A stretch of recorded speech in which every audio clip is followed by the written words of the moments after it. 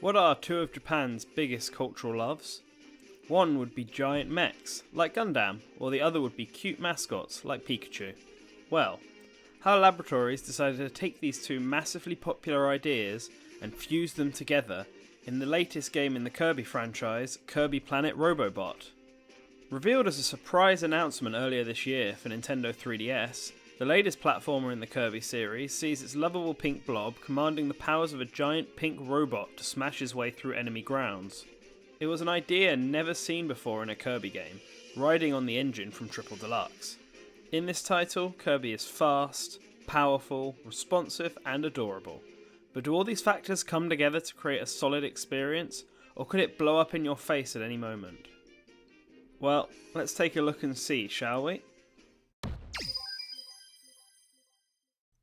Like a large majority of Nintendo's protagonists, Kirby starts off this game asleep and oblivious to the events that unfold. This time around, the planet Popstar is being attacked by the evil Holtman Works Company, who begins to mechanize Kirby's mostly natural world. Both King Dedede and Meta Knight attempt to fight back, but ultimately fail, leading the way for Kirby to take the main stage when he finally awakes. The game starts off with a fairly standard Kirby storyline. However, it gets surprisingly great and very in-depth towards the end of the game. I am not going to spoil anything, but it does go to show that HAL is always ready to dip into past Kirby installments and reference previous adventures in its fairly basic narrative. Any big Kirby fan will enjoy what there is here. It is different enough from previous games, but is still willing to dip into the nostalgia banks for long-time fans. Not much has changed in terms of gameplay between this title and the previous 3DS game, Kirby's Triple Deluxe.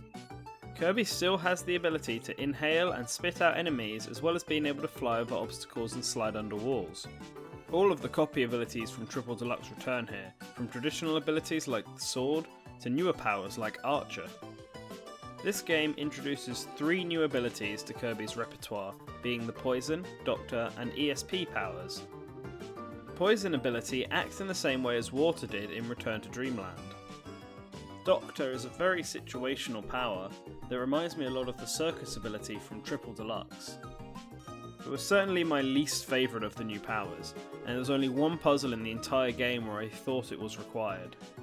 The last ability is the best one though. ESP is an incredibly powerful and useful ability that makes a neat homage to Ness from the Earthbound series. The ESP ability is also the only new power that can be used by Kirby's Robobot armor. The Robobot armor is the main gimmick this time around, and it is wonderful. Not only does the Robobot have access to a variety of the Kirby power-ups, but it is satisfyingly powerful, and can plow through levels in a different way to Kirby on his own. In order to counteract the power of the Robobot, Kirby cannot fly, or choose to leave when he wants. At first, this might seem jarring to those who are more familiar with the traditional Kirby gameplay, however I think this is a great thing. The Robobot armor allowed for the level designers at HAL to actually make platforming challenges for the players to try and accomplish. This adds a layer of challenge to the levels that has not been present in past installments. This does not mean the game is harder overall, however. I still breeze through the game with plenty of lives in reserve and backup health for use on the bottom screen. And this game can be made even easier thanks to the new addition of amiibo functionality. Nearly every amiibo works in this game, with each providing a new power-up based on that character and can be activated at any time, up to 10 a day. For example, the Mario amiibo gives Kirby the fire ability, and the Marth amiibo gives him the sword ability. Along with this game came a series of Kirby-specific amiibo, which give exclusive abilities to Kirby that cannot be found anywhere else. Both the returning Smash and UFO abilities are locked behind the different Kirby amiibo, and while they are cool, they are certainly not required. Every amiibo also supplies a bit of health to the player, with the Kirby ones providing more. This can really help with the arena mode that returns from previous games. Along with both versions of the arena is Meta Nightmare Returns, which comes back from Superstar Ultra, allowing you to play the whole game again as Meta Knight with his own set of abilities and harder bosses to fight. It is the perfect mode for those looking for a challenge after the main campaign is done. Along with these two side games, there are 2 brand new modes in Planet Robobot, called Kirby Team Clash and Kirby 3D Rumble. The ladder is Kirby's first jump into a 3D platformer, 3 worlds, where you have to rack up a combo by killing enemies without being hurt. Meanwhile, the former is a local multiplayer RPG-esque battle game, where you pick a class and battle through a series of bosses in order to gain experience. Both modes are not very long, and I did not feel they were as enjoyable as Kirby Fighters and DDD's Drum Dash from Triple Deluxe. However, they do stand up well on their own.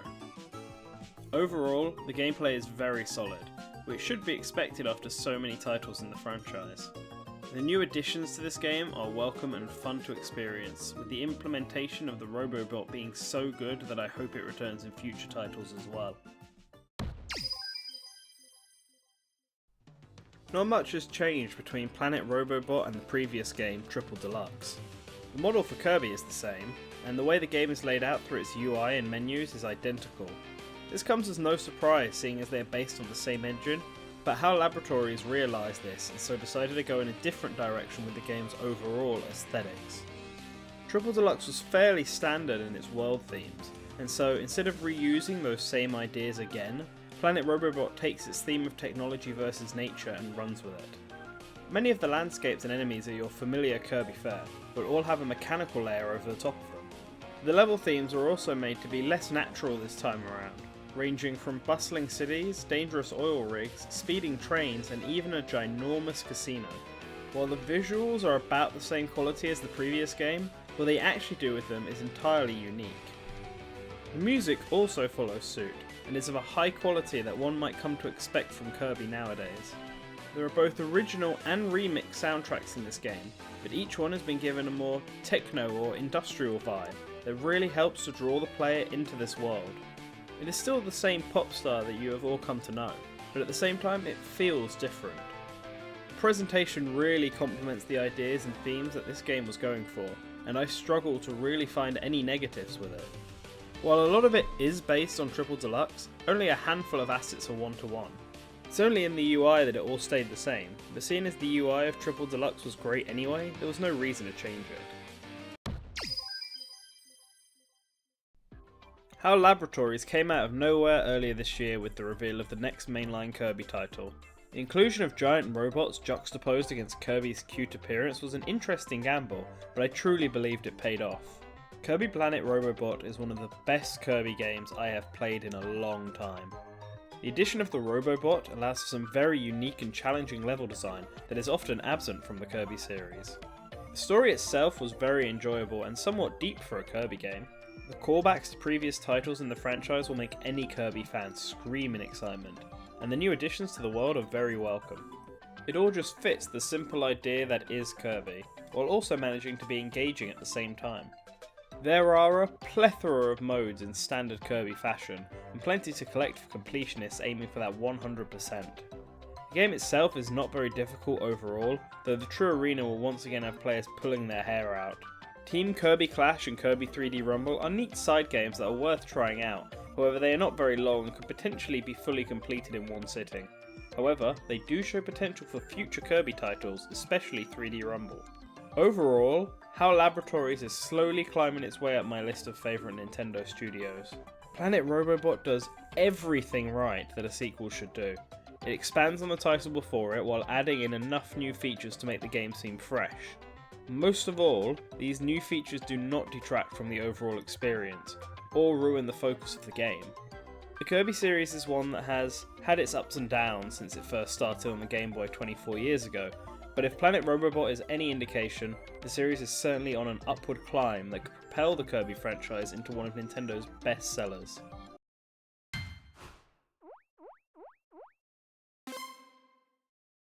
Before I go today, I just want to give a very big thanks to Nintendo of UK for sending us a review copy of this game. It was a joy to play and I recommend it to all of you. I really hope it brought them a lot of success. I also want to give a big shout out to Tris from Weehee for providing the footage that I used in this review.